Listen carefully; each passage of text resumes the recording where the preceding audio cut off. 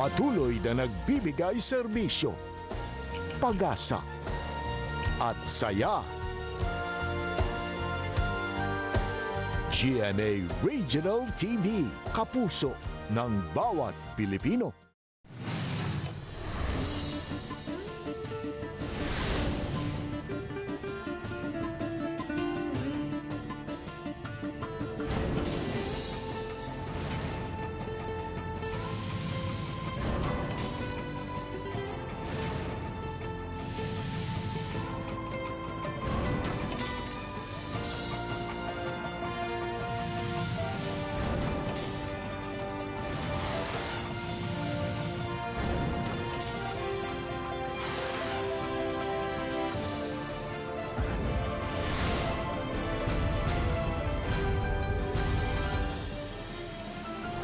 Ang GMA Regional TV Balitang Bisdak.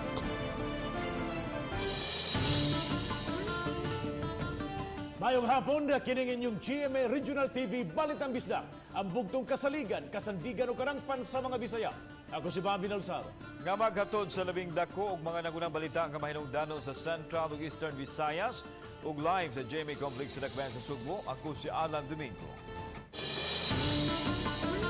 Nars gikan ni duty, wa pasudla sa lugar nga iyang gipuyan, mga nibabag ipakiha sa mayor. CSW OIC sa Lapu-Lapu City nga COVID-19 positive adunay gipaabot sa publiko. Atong kahadlok, pwede raman na nato matambalan. Kapin sa 30 kakawani sa Cambaro, Mandawi City, apil ng pipila ka opisyal gi-quarantine sa barangay hall. Tagsa kasakong bugas, gikatakdang yapod-apod karong Mayo sa Kabalayan sa Talisay City. Sitio Kalihon sa barangay Labangon, nadungagan karong adlaw og 25 ka positibo. Tungod sa ACQ, yano ra kayo ang kasunugan sa ika-499 nga kadaugan sa Mactan. Mubalor sa 28.7 milyones ka pesos nga Cebu, nasakmit sa bypass operation sa Cogon Pardo. Libreng konsultasyon online nasabutan sa mga doktor sa Sugbo.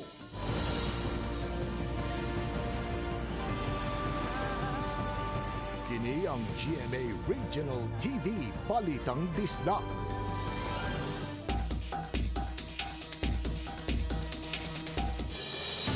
Nag-viral sa social media ang video sa Canars nga gibabagan sa mga volunteers nga musod sa dapit din namutangan ang apartment nga iyang gipuyan. Ang Cebu City Mayor Edgardo Labella mimando og imbestigasyon og pagkihas sa mga nag-discriminate sa nasong frontliner. Ano ang report? Basta din yung problema, oy. Ako ang problema rin mo. Sir, wala ko problema, sir. Nanarbaho ra ko. Sa usa ka Facebook post, makita ang mga nagbantay sa eskinita sa usa ka sitio sa Labangon. Di nahitabo ang giingong pag-discriminate sa usa ka frontliner. Sir, kay ba ka, sir? Nga gipasud na ko diri gahapon. Lalangan lang jugod.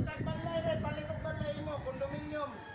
Ang nag-upload sa video mao si John Lee Grace Demol, kaila sa nurse, kinsa misaysay sa Balitang Bisdak, nga na-trauma ang nurse tungod sa iyang nasinati. Matod sa video uploader, nga dili pa andam magpa-interview ang nurse tungod sa trauma. Nasayran nga taga-probinsya kini ug nag-abang lang sa Labangon tungod sa iyang trabaho is si frontliner. Matod ni Mayor Edgardo Labella, iyang gimando ang pag-imbisigar ug pagpasaka og kaso sa mga mihimo sa ingon sa nasong frontliner. Doon na mga abogado nga mihimo og lakang pinasubay sa Anti-Discrimination Ordinance sa Dakbayan sa Sugbo batok sa mga frontliners. The City Legal Office is a pool of lawyers, so I am hoping that Attorney Reguilon would eventually come up with a report. Of course, usual man gid na if it's a violation of law. Kauban si Marlon Milgaso, ako si Alan Domingo. Balitang Bisdak. Taliwanan ning panay pagsaka sa COVID-19, mga frontliners sa Lapu-Lapu City, mihimo pamaagi aron kaminusan ang stigma o diskriminasyon batok sa mga COVID-positive patients. Samtang crisis manager sa Lapu-Lapu City, misaulog siyang adlaw na tauhan uban sa mga COVID-positive patients. Si Luan Mirontinas sa report. Ang akong birthday, ako i-share din yung Okay, come on, like blow. Sabi ko ka blow. 1, 2, 3. Thank you. Niadtong Huwebes, ang ika-50th birthday ni Najel Banasya, crisis manager sa Lapu-Lapu City. Apan inay mo break una sa trabaho, padayon siya og ang iyang team sa pagkuha sa mga COVID-positive patients sa Dakbayan aron mabutang sa isolation facility. Kining managsuon sa Barangay Agos, Kansang Amahan, unang nakonpirmar nga nagpositibo sa COVID-19, nasutang nagpositibo usab human migawas ang resulta sa COVID test. We as first responders, we have to do that because we have to understand also the plight, the feeling sa tanan positive. Gipasabot ni Banasya nga sa matag sulod nila sa mga dapit nga may mga konpermadong kaso sa COVID-19, dili tanan nila ang magsulob sa PPE suit. Ang gitahasan lang sa pagkuha sa pasyente ang naka-PPE suit, samtang ang uban nga mo'y in charge sa pagpasabot sa mga molupyo sa dapit na nagsulubog mask, glasses o long sleeves nga sapot. Gitataw hinuon ni Banasya nga may mga precautionary measures man usab silang gibuhat isip mga frontliners aron malikayang matakbuyan sa virus. Sa gawas nga bahin sa ilang incident command post, gimuntar nila kining decontamination area alang sa mga frontliners, kinsa gikan may responde sa mga COVID-positive patients o suspected COVID-positive patients. Gi-pattern sa Ebola protocol ang mga pamaagi dinhi. Lakip na ang chemical nga gigamit, diin mo'y mo disinfect sa mga frontliners o sa ila mga personal protective equipment. Double ang decontamination to make sure na you are free from the virus. We heal as one, kini ang atong battle cry ning pag-atubang nato sa coronavirus disease. Ug samtang ang mga frontliners padayon nakigbatok sa COVID-19, panawagan usab nila sa publiko nga unta buhaton usab nato ang atoang responsibilidad pinaagi sa pagpabilin sa atong tagsa-tagsa ka mga panimay. Uban ni Godfrey Rillian, Luan Merondina, Balitang Bisdak. OIC sa CSWD sa Lapu-Lapu City, kinsa usa ka COVID-positive patient sa Dakbayan, nanawagan sa publiko nga unta hunugo na ang diskriminasyon batok sa mga COVID-positive patients o sa mga frontliners. Si Luan Merondina sa report. Mag-live. Sa labing unang higayon, mipatimaw sa publiko, pinaagi sa iyang Facebook Live, si OIC CSWD Lapu-Lapu City, Annabeth Quizon. Usa siya sa mga COVID-positive patients sa Dakbayan nga kasamtangang nagpaalim karon sa Tambalanan. Inay itago ang iyang identity na hukman niyang ipalanog ang diskriminasyon nga iyang nasinati ug sa mga kaubanan niya sa relief operations. Sagad sa mga nagpositibo sa COVID-19, mga frontliners nga gitahasan sa relief operations. Pagka-declare na ako nga COVID ko positive, hasta itaw na akong social worker dito sa usa ka barangay.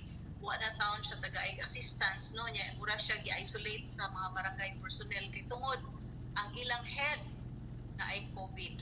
Sa pagkakaroon, wala na gipamati sa lawas si Ma'am Annabeth ug nagpaabot na lang siyang mugawas ang resulta sa retest kaniya. Ika-11 kaadlaw na niya karon sa Tambalanan. Apan inay ma-excited nga mobalik sa trabaho human nga mahingpit ang iyang pagkaayo gikan sa maong balatian, nagduha-duha siya tungod sa grabing diskriminasyon. Tinaot unta nga mausab nato ang atong panguna-una, no? Naatay kahadlok dili man gyud nato malikayan, pero ang atong kahadlok pwede ra man nato matambalan sa atong paggamit sa atong maskara, maintain sa social distancing, manghunaw ta, ug musud ta sa balay maligo ta. Uban ni Godfrey Rillian, Luan Merondina, Balitang Bisdak. Mga doktor sa Sugbo nagkasabot nga mutabang pinagis paghatag og libreng konsultasyon online. Tulo na kasimana karon nga naglihok ang Sugbo Volunteers Doctors Online pagtubag sa panginahanglan sa mga non-emergency patient. Si Faye Marie Dumabok sa report. Sa tinguha nga makatabang sa publiko ug sa kaubanang mga healthcare workers, nay grupo sa mga doktor nga espesyalista sa daghang laing natad sa medisina modawat sa pagpakonsulta pinaagi sa online o gitawag nila og telemedicine. May pediatrician o OB/GYN, cardiologist, rheumatologist, general surgeon, endocrinologist, dentist, dermatologist ug daghan pa. 92 sila nga mihatag og libre nga konsultasyon sa mga pasyente nga dili mga emergency cases.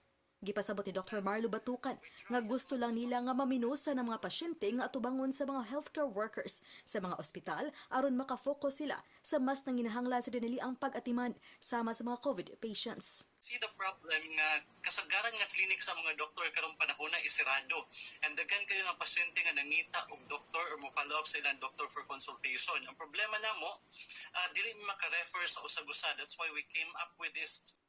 Magsugod ang ilang consultation online alas 8 sa buntag hangtod lang sa alas 10 sa gabi. Kay ila pa mang bisitahon ang ilang mga pasyente sa mga tabalanan nilang gilagaran. Tawhag po ang mga pasyente nga gamay lang po na pasensya nga muhulat lang po sila sa doktor kay dili man good 24 hours nga naa mga doktor online, especially kung specific na espesyalista ang ilang gikinahanglan. Giklaro ni Dr. Batukan nga mga subuan ng pasyente lang ilang giatiman kinaron mas dali ang pag-refer kanila kung gikinahanglan sa mga doktor nga niya sa subo nga nangalagad sa pribado ug pampublikong tambalanan. Sukad pagsugod nila sa unang semana sa Abril hangtod karon, dul-an na sa 7,000 ang ilang natabangan. Uban ni Cleofer Lumayag, ako si Marie Dumabok, Balitang Bisdak. Tingbo na sa dakbayan sa Talisay ang pagpangapod-apod sa tunga sa sakong bugas o 25 kilos nga bugas sa Kabalayan ninigbuan sa Mayo. Si Lian Sinculan sa report. Sa buwan sa Marso ug Abril, tag 3 ka kilong bugas ang giapod-apod ngadto sa mga molupyo. Matag semana kining giapod-apod sa Kabalayan sa nagkalain-laing barangay sa dakbayan sa Talisay. Apan matod sa mayor nga tag 25 ka kilong bugas na ang ilang ihatag sa matag household ning buwan sa Mayo. I consulted with my barangay captains, I consulted with my people, then they said better lang tingali kausahon na lang then para di na ta mag-repack and everything. Apan gitataw sa mayor nga bugas ra ug wala nay dilata nga panud-an ang ilang maapod-apod. Gi-purchase na ang sinakong bugas ug i-deliver kinila sa mga barangay sa unang semana sa Mayo aron maapod-apod. Matud pa nga anaa sa 80,000 ang ilang gi-purchase karon alang sa dakbayan. Samtang migahin usab ang dakbayan og 30 million nga budget alang sa City of Talisay Amelioration Program kun SITAP. We can start only facilitating it after mahuman ang SAP because we will look at SAP na kung say wa kadawat o wa natabangan o wala na validate sa DSWD, that's where the CTAP will come in. It will the amount will be much smaller than the SAP. Gibana-banang anaa sa 30,000 ka mga beneficiaries ug target sa dakbayan ang tag 1,000 pesos matag pamilya. Hinuon may lagda nga basihan ang City Hall kung si kinsa ang mahatagan sa maong cash aid.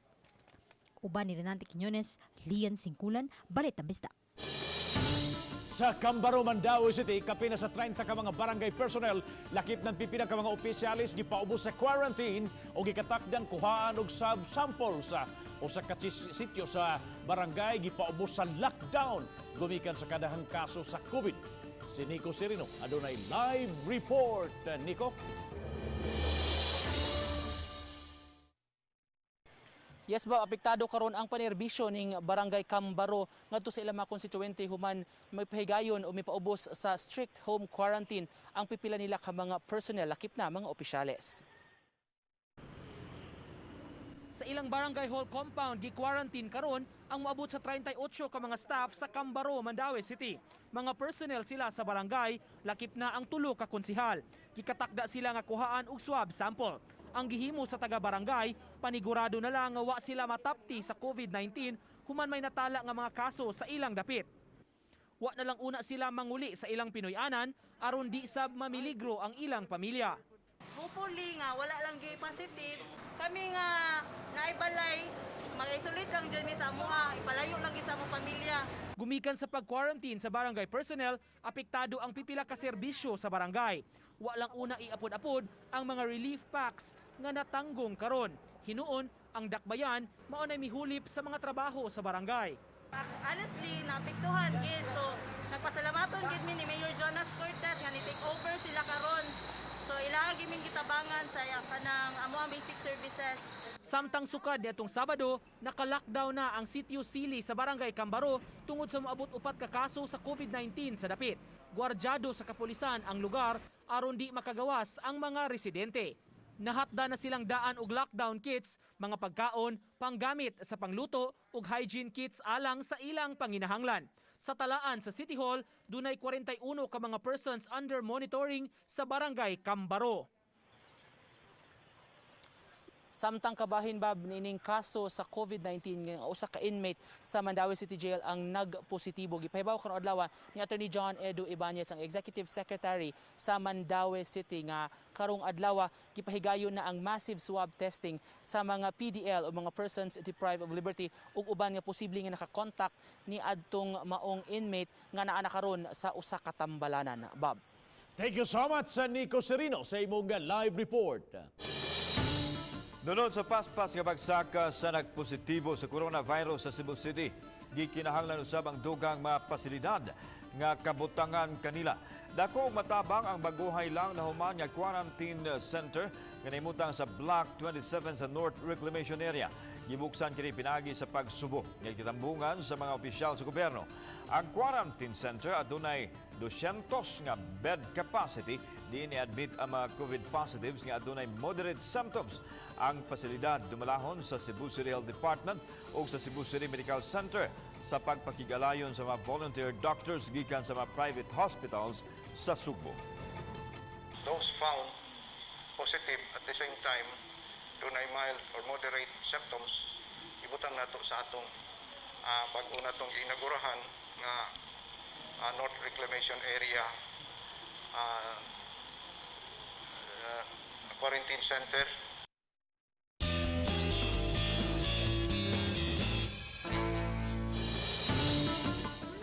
Ang Archdiocese sa Sugbo uban sa mga laiko naghiusa aron pagpadangat og hinabang alang sa mga mulupyo sa Barangay Luz. Aron usab nga mahatagan sila sa ilang labing gikinahanglan nga mga butang. Ani ang report ni Femery Dumabo.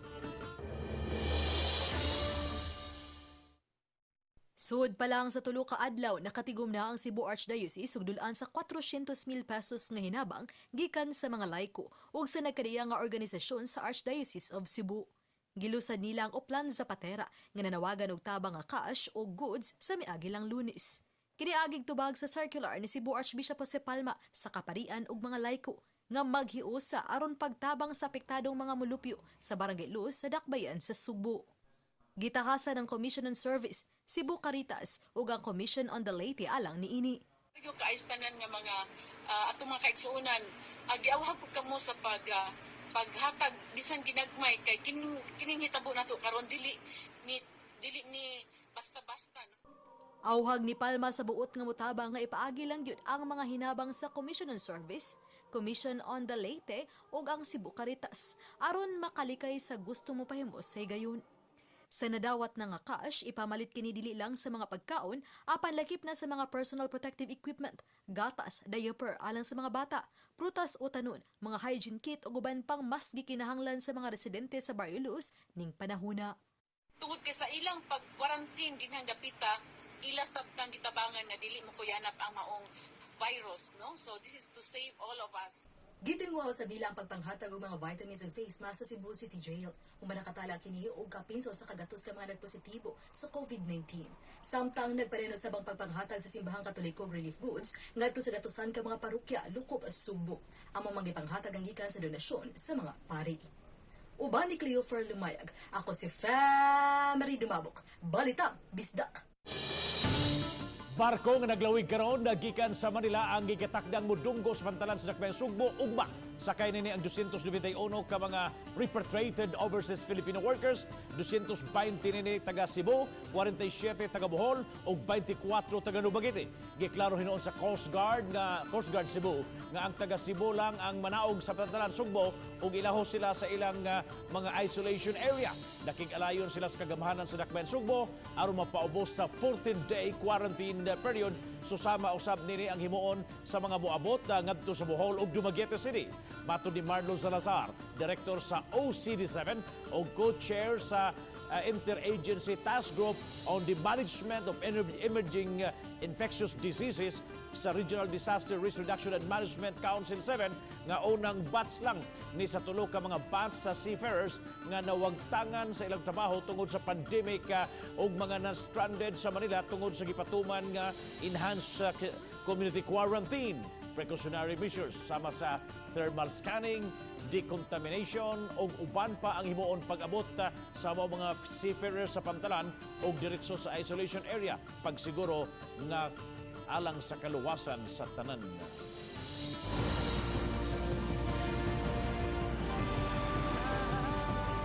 Kini ang GMA Regional TV Balitang Bisdak.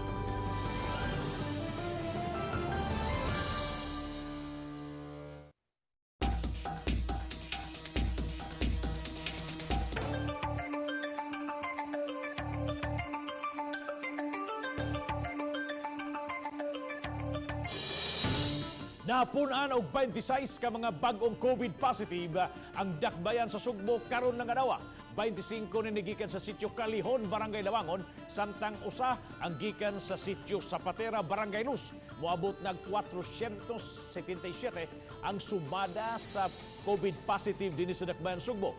Nag-una gihapon ang Cebu City Jail nga 208 ka mga kaso. Gisundan sa Barrio Luz nga dunay 162 din kadaghanan ni gikan sa sitio Zapatera. 21 ka mga barangay ang adunay kaso sa COVID-19. Samtang padayon paghihapon ang giset up ang isolation facility sa dakbayan sa Talisay nga may 44 ka mga bed capacity. Silian Singkulan sa report. Sulod ning usa ka center nga ana nahimutang sa may barangay Lagtang, nahimutang ang isolation facility sa dakbayan sa Talisay. Karon padayon ang pag-set up niini, pagpangandam kun ugaling may laing kaso sa COVID-19 ang matala sa dakbayan. I've been told that the province is setting up the guidelines for testing already. So, Pirabuyag, wala na. We've been currently looking at our BHERs have been currently looking at our barangays. Wala mo mga symptomatic as of now. Kaganiha, naabta namo nga mibisita sa dapit ang mga taga City Health Department. Nalay mo install atong CCTV para ang mga health providers or ang mga doctors or nurses nga mukuan dito, dili na gyud siya musu dito sa area once na admitted. May mga higdaanan na usab nga gibutang sa dapit, apan wala pa hinuon kini na pahimutang. Gibutyag ni Doc Lino Alanzado sa City Health Office nga kapin sa 40 ang kapasidad sa maong pasilidad. Gidugang usab niya nga na-inspect na sa Department of Health ang maong dapit sa miaging semana. Ang mga positive rin ito siya dito kay na may laing facility nga mo po niyang buhaton sa kanang mga suspect lang. Uban ni Renante Quiñones, Lian Singkulan, Balitang Bisdak. Hapit na makumplito ang pagtrabaho sa Mandawi City Central School. Kamaoy gi-designate nga quarantine facility sa dakbayan sa Mandawi. Kapin sa libo ka mga pasyente unya ang kaya nga ma-accommodate nini. Ang report ni Nico Serino. Sa higayon nga makumpleto na, tawgo na ang Central School nga Central Quarantine Facility sa mga magpositibo nga pasyente. Hapit na matapos ang pag-andam sa dapit, gikan sa ilang gym nga gipamutangan gyud og division alang sa hospital beds. Ang gym ang mo-cater sa mga symptomatic patients o mga nagpakita og sintoma sa COVID-19. Samtang ang mga classrooms lakip sa giandam aron mo ipahimutangan sa mga asymptomatic patients. Gipasalig sa chair sa Committee on Health, Dr. Nerissa Sun Ruiz, luwas ra ang dapit ug way angayang kabalakan ang mga nagpuyo sa palibot. Asymptomatic positive among ibutang og double deck beds o mga 8 in a room classrooms pero ang asymptomatic sugdan nato dito sa gym na natoy cubicles gibuhat. 1,379 ka mga pasyente ang mamahimong ma-accommodate sa eskwelahan sa higayon nga mag full capacity na kini. Duna say building nga giandam ang syudad isip holding area kung doon na nakuhaan og swab samples apan pending pa ang resulta. At least na nami ready na taba di gyud ingon nga inikalit niya wa gyud tay andam. 80% done kaya ang wastewater treatment kay human ang ventilation nagwat na lamis mga dagko kay mga kanang mga electric fans. Uban ni June Solon, Nico Sereno, Balitang Bisdak.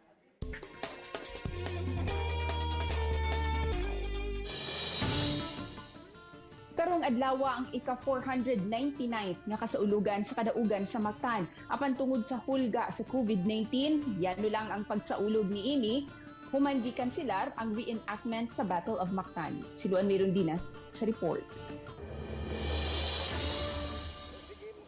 Abril 27. Puno ang Mactan Shrine dili lang sa mga upunganon apan lakip na sa mga turista aron mosaksi sa reenactment sa Battle of Mactan. Apan karong tuiga nagmingaw ang Mactan Shrine. Bugtong mga city officials lang ug kadagkuan sa Lapu-Lapu City Police ang mitambong. Gisugdan ang kalihukan sa usa ka pag-ampo nga gipanguluhan ni Reverend Father Isipio de Ligero, parish priest sa simbahan sa Mactan. Ginoo, tabangi among kasakit.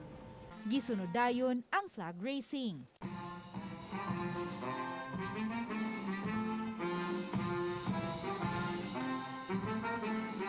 Tagsa-tagsang mihalad ug buwak sa monumento ni Lapu-Lapu ang mga kapulisan ug city officials. Gipasabot sa mayor nga daghan untang mga dagkong kalihukan karong tuiga nga gihan-ay mismo sa taga National Historical Commission apan tungod sa COVID-19 kanselado kini. Natay mga sports, natay mga food festivals, natay mga reenactment. But because of the ECQ, atong gi-cancel tanan.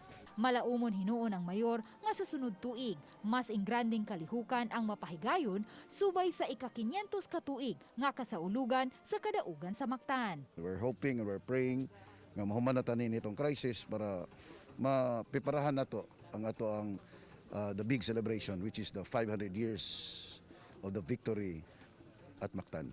Dungan sa kasaulugan sa kadaugan sa Mactan, 499 na katuig ang nakalabay. Mausab ang panghinaot sa katawhang Pilipinhon nga unta sama kang Lapu-Lapu. Magmadaugon kita batok sa coronavirus disease. Uban ni Godfrey Rilien, Luan Merondina, Balitang Bisdak.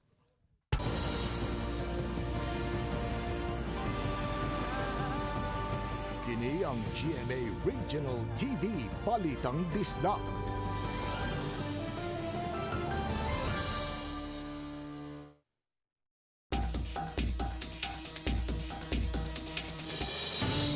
Cebu City Mayor Edgardo Labilla mipagawas og executive order sa mga mosod ug gawas sa Cebu City Jail isip pagpakgang sa pagkatap sa coronavirus sa maong jail facility.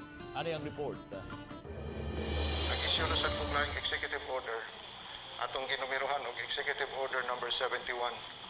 Ang title ani an order requiring persons deprived of liberty kana mga detention prisoners ba to undergo COVID-19 testing before admission into or release from the Cebu City Jail. Sa pagpadayon sa operasyon sa kapulisan batok sa kriminalidad, nakasakmit sila og 4 ka kilo sa giduhang shabu sa Pardo. Ang mga dinakpan siguradong masud usab sa Cebu City Jail.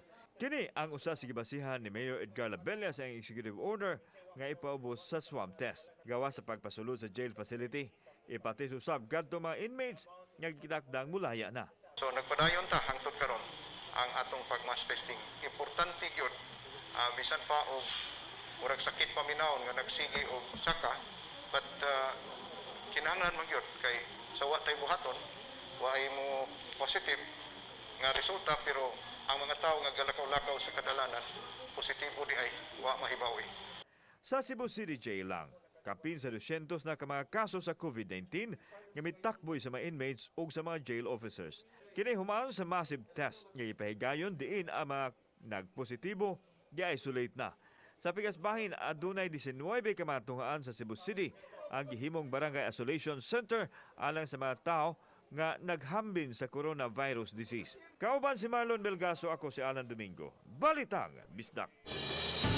28.7 milyones ka pesos ka kantidad sa shabu nga nasakmit sa mga otoridad gikan sa duha ka mga lalaki. Kinato sa bypass operation sa masakop sa Drug Enforcement Unit sa Pardo Police Station dito sa Barangay Kugon, Pardo. Dakbayan sa Sugbog hapon sa hapon. Ang mga nadakpan mao silang J. Paul Arisgado, 19 anyos, o Jari Sangkap, 18 anyos. Mitimbang og 4.2 kilos ang drugas nga nasakmit. Taod-taod nang gipanidaan sa mga otoridad ang mga suspect.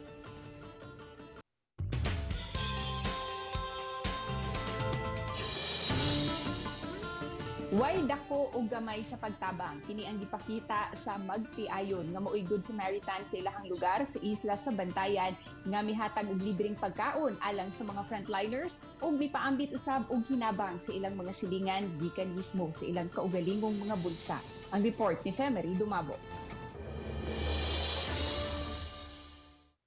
Couple goals kaayo ang magtiayong gori ug ani kay nagtinabangay silang duha sa pagpangluto, pagpamutos ug pagpanghatod sa mga pagkaon alang sa mga frontliners sa isla sa bantayan sa probinsya sa Subo, alang sa mga healthcare workers, pulis, bombero ug mga tanod. Sila usab duha ang namoto sa mga kinilumbugas ug mga sud-anunod alang sa pipila nilang mga silingan. Gisugdan nila ang pagkagud sa Mauritania dung Marso 30 lang. Ang mas nakanindot, migamit sila sa kagulingon nilang salapi ug wa magsalig sa donasyon sa ilang gigastos sa pagtabang. Matod dila, ang pagtabang sa uban mao'y magsilbing pasalamat nila sa kahitasan sa mga grasya nga ilang nadawat. Ilabi na sa malambuon nilang patigayon sa isla. Kay wala pa'y mga anak o nga sila ran duha sa ilang pamilya, hinungdan nga mas dako na nilang kalipay nga makapaambit sa ubang nanginhanglan. Tigom-tigom gamay kay wala man ni anak na karon kay nagkinahanglan man og napang atong nasod. Kapatsag ko unsay kalisod sa pagpanginabuhi sa iban. Actually dili man jud mi dato asing patahan. Sa abot ra sa amon makaya nya isip sa ni bayad nako sa crush nga gihatag sa Ginoo sa mua. Diha sa pagpanghatag, adunay mga higala o kauban sa grupo ni Gori ang motabang diha sa pagpanghatod o pagpangapod-apod. Uban ni Cleofer Lumayag, ako si Marie Dumabok, Balitang Bisdak. Daghang salamat sa mga kapuso nato, apil na ang nasa gawas sa nasod nga nikisayod sa mga dagko o mga nagunang balita sa rehiyon. Ako si Alan Domingo. Ang inyong balita, ang among balita at kay matag lokal nga balita mahinungdanon. Kinang inyong GMA Regional TV Balitang Bisdak. Buong puso para sa Pilipino. Ako si Bang Binalsaro. Maayong hapon mga kapuso.